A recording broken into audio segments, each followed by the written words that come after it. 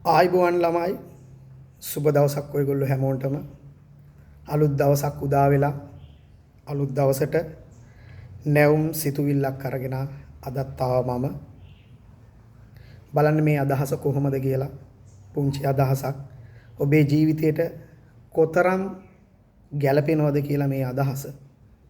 ඒ අදහස මෙන්න මෙහෙමයි. ඔබ දන්නවද දුක් මහන්සියෙන් හම්බ කරන සල්ලි මව්කිරි තරම්ම වටිනවා කියලා. කෙනෙක්ට හිතෙන්න පුළුවන් නෑ ඒක එහෙම නෑ. මව්කිරි කියන්නේ මිල කරන්න පුළුවන් දෙයක්ද කියලා. ඒත් ළමයි ඒක එහෙම තමයි. කෙනෙක් දුක් මහන්සියෙන් හම්බ කරන සල්ලි මව්කිරි තරම්ම වටිනවා.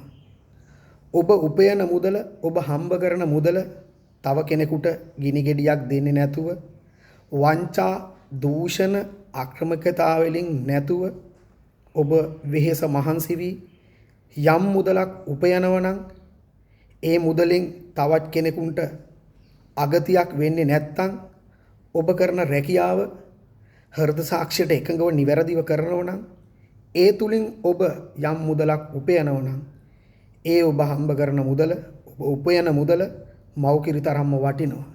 ඉතින් බලන්න ඔබ උපයන මුදලත් මව්කිරි තරම්ම වටින මුදලක්ද කියලා. ස්තුතියි ළමයි සියලු දෙනාටම තෙරුවන් සරණයි.